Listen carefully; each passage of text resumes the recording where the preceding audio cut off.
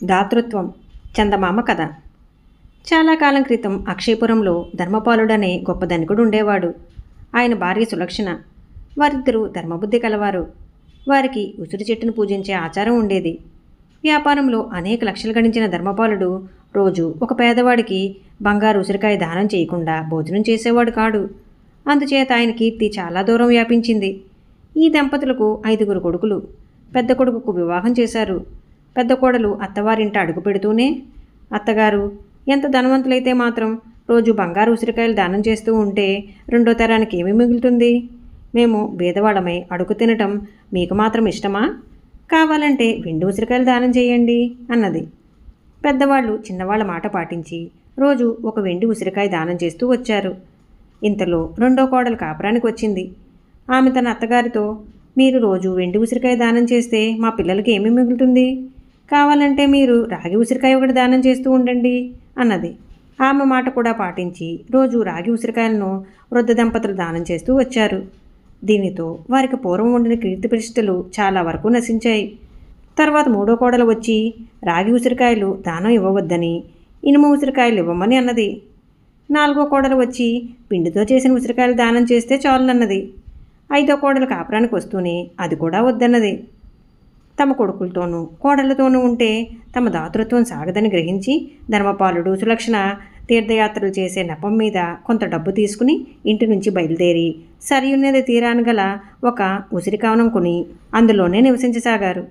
ధర్మపాలుడు ఉసిరికాయలతో లేహ్యాలు, ఔషధాలు తయారు చేసి వాటిని విక్రయించి డబ్బు సంపాదించనారంభించాడు. వ్యాపారంలో ఆయనకు బాగా కలిసి వచ్చింది. ఆయన తిరిగి లక్షాధికారై తనకు తృప్తిగా దాన ధర్మాలు చేస్తూనే మంచి ఇల్లు కట్టుకుని ఒక దేవాలయం కూడా నిర్మించడానికి పూనుకున్నాడు. ఈ లోపుగా ధర్మపాలుడి కొడుకులు తండ్రి ఆర్జించినదంతా ఖర్చు చేశారు.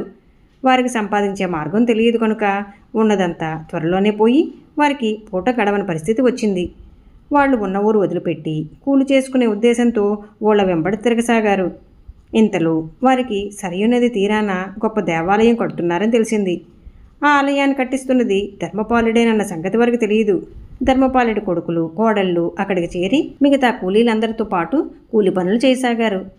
దేవాలయం కట్టించే పుణ్యాత్ముడి భార్య పేద సాధలకు దాన ధర్మాలు చేస్తున్న సంగతి విని ధర్మపాలుడి కోడళ్ళు 5 ధర్మపాలుడింటికి వెళ్లారు. సులక్షణ వారిని కిటికీలో నుంచి చూసి తన కోడళ్ళలాగున్నారని తోచి వారి పేర్లు, వారు వచ్చిన పని తెలుసుకుని రమ్మని దాసీదాన్ని పంపింది. దాసీది తిరిగి వచ్చి చెప్పిన సమాధానాన్ని బట్టి ఆమె ఊహ నిజమైంది. తన కొడుకులు, కోడళ్ళు ఇలాంటి హీనస్థితికి ఎలా వచ్చారో ఆమె ఊహించలేకపోయింది. కానీ తన కోడళ్లకు సరియైన గుణపాఠం నేర్పడానికి ఇది మంచి అవకాశం అని ఆమె అనుకున్నది. ఆమె తన పెట్టె అడుగు నుంచి ఒక వెండి ఉసిరికాయ, ఒక రాగి ఉసిరికాయ, ఒక ఇనుము ఉసిరికాయ తీసి పిండితో ఒక ఉసిరికాయ చేసి వాటినన్నింటినీ తీసుకుని బయటకు వచ్చింది. కోడళ్ళు తమ అత్తమ్మ గుర్తించనే లేదు.